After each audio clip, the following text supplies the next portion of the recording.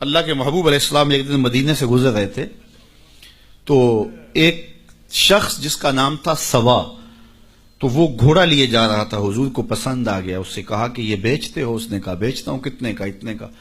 کہا کہ رکو میں اس کی قیمت لے کے آیا اور تمہیں دیتا ہوں۔ کسی نے اس کو رکے ہوئے دیکھا تو پوچھا یہاں کیوں کھڑے ہو؟ اس نے کہا مسلمانوں کے نبی سے اس گھوڑے کا سودا ہو گیا ہے تو وہ قیمت لینے گئے۔ اس نے کہا مجھے زیادہ پیسوں سے دے دو، تو اس نے کہا میں تو یار سودا کر چکا ہوں۔ اس نے کہا کہ کوئی گواہ تھا؟ کہا نہیں۔ کہا مکر جانا۔ اس کو پیسوں کی لالچ آ گئی، اس نے کہا ٹھیک ہے حضور، اتنے میں قیمت لے کے پہنچ گئے۔ تو اس نے کہا میں نے تو آپ سے سودا کوئی نہیں کیا۔ حضور نے کہا ابھی تو سودا ہوا ہے۔ وہ کہنے لگا میں نے سودا کوئی نہیں کیا۔ لوگ بھی اکٹھے ہونے لگے، ہجوم بن گیا۔ اب حضور کہے میں نے گھوڑا خریدا ہے، وہ کہے میں نے بیچا نہیں۔ اب جب لوگوں کا ہجوم بنا تو لوگوں کے ہجوم کا بھی ایک پریشر ہوتا ہے۔ تو اس نے کہا کہ اگر بات لوگوں پہ چلی گئی تو صادق بھی یہ ہیں، امین بھی یہ ہیں، تو لوگ تو انہیں سچا کہیں گے۔ اس نے کہا اچھا مجھے یہ بتائیں کہ جب دو آدمیوں کے مابین یوں نزاع بن جائے تو اس میں تصفیہ کی صورت کیا ہوتی ہے آپ کی شریعت میں؟ تو حضور نے فرمایا میری شریعت تو کہتی ہے کہ جو مدعی ہے وہ گواہ لائے، والیمین علی من انکر، جو انکار کرتا ہے وہ قسم دے دے۔ اس نے کہا پھر ٹھیک ہے، آپ کا دعویٰ ہے کہ آپ نے گھوڑا خریدا ہے تو پھر آپ گواہ دیں، اور اگر آپ کے پاس گواہ نہیں ہے تو پھر میں قسم دے دیتا ہوں۔ جھوٹ اس نے پہلے بول لیا تھا، قسم دینا اس کے لیے مشکل نہیں تھا، اس کو یہ بھی پتا تھا گواہ کوئی نہیں۔ تو اس نے کہا جناب آپ گواہ پیش کر دیں تو میں گھوڑا دے دیتا ہوں جس قیمت پہ آپ بتا رہے ہیں، اور اگر آپ کے پاس گواہ نہیں ہے تو پھر میں قسم دے دیتا ہوں۔ اب بھری بزم تھی، لوگوں کا ہجوم تھا، اور اس نے ایک ایسی بات کی۔ قبل اس سے کہ کچھ دیر گزرتی حضرت حذیفہ بن یمان الانصاری رضی اللہ تعالیٰ عنہ آگے بڑھے اور کہا کہ گواہی مانگتا ہے؟ اس نے کہا جی میں گواہی مانگتا ہوں۔ تو کہا میں گواہی دیتا ہوں، جتنے میں حضور نے بتایا اتنے میں سودا ہوا ہے اور حضور نے گھوڑا خریدا ہے۔ اس نے کہا جی ٹھیک ہے میرا مطالبہ پورا ہو گیا، گواہی چاہیے تھی، درکار تھی گواہی، وہ گواہی مل گئی۔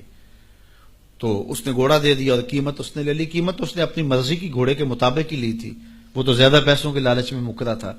تو خیر اس کو راستہ نکلنے کا مل گیا، لوگ ہٹنے لگے تو حضور نے حضرت حذیفہ رضی اللہ تعالیٰ عنہ کو اشارے سے قریب کیا اور کہا کہ تم نے گواہی دی، تم تو موقع پہ موجود ہی نہیں تھے، تو تم نے گواہی کیسے دی؟ تو حضرت حذیفہ رضی اللہ تعالیٰ عنہ نے کہا حضور گھوڑا کیا ہے، آپ کے کہنے پہ تو ہم نے رب کی گواہی دے دی، ہم نے رب کو دیکھا تھا، آپ نے کہا نہ ہے تو ہم نے مان لیا، تو یہ گھوڑا کیا ہوتا ہے؟ تو حضور نے حضرت حذیفہ کا ہاتھ پکڑ کے فضا میں بلند کیا اور لوگوں کو کہا جانے والوں رک جاؤ۔ لوگ ٹھہر گئے۔ کہا کسی عدالت کچہری میں گواہ کی ضرورت ہو تو میری شریعت دو گواہ مانگتی ہے، لیکن جہاں میرا خزیمہ ہوگا، ہاں حذیفہ نہیں، خزیمہ بن ثابت انصاری رضی اللہ، جہاں میرا خزیمہ ہوگا وہاں ایک ہی گواہی دو کے قائم مقام ہوگا۔ فیض پہنچا اے رضا احمد پاک کا، ورنہ ہم کیا جانتے خدا کون ہے۔ میں اگر خدا سے ملنا چاہوں تو مجھے بتاؤ نہ کہ میں کدھر جاؤں، شرق کو جاؤں، غرب کو جاؤں، شمال کو جاؤں، جنوب کو جاؤں، نیچے سوراخ کروں، اوپر سیڑھی لگاؤں، کدھر جاؤں؟ آئیے ذرا قرآن کا اسلوب دیکھیے۔ وَإِذَا سَأَلَكَ عِبَادِي أَنِّي فَإِنِّي قَرِيبٌ، حبیب میرے بندے تیرے پاس آ کے میرا پوچھتے ہیں، بندے میرے ہیں، مجھے ڈھونڈتے ڈھونڈتے تیرے پاس آ گئے اور تیرے پاس آ کے پھر میرا پوچھنے لگے۔ فَإِنِّي قریب، ان آنے والوں کو بتلا دیجئے کہ میں دور نہیں ہوں، نیڑے ہوں۔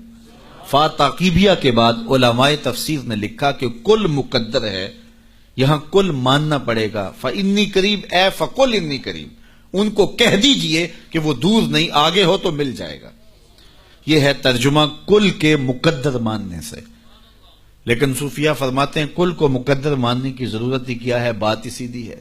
حبیب میرے بندے مجھے ڈھونڈتے ڈھونڈتے تیرے تک آ گئے، تو محبوب جب تیرے تک آ گئے میں پھر بھی دور ہوں۔ میرے بندے جب مجھے ڈھونڈتے ڈھونڈتے تیرے تک جو آ گئے تو محبوب تیرے تک آ گئے ہیں تو میرے تک آ گئے۔ یہ تیرے پاس آ کے پھر میرا پوچھ رہے ہیں، جو تیرے پاس آ گئے وہ میرے پاس آ گئے، کیونکہ تیرے تک پہنچنا ہی تو میرے تک پہنچنا ہے۔ تو کہا اگر خدا تک پہنچنا ہے تو مصطفیٰ تک جانا ہوگا، بس یہی راستہ خدا تک پہنچتا ہے۔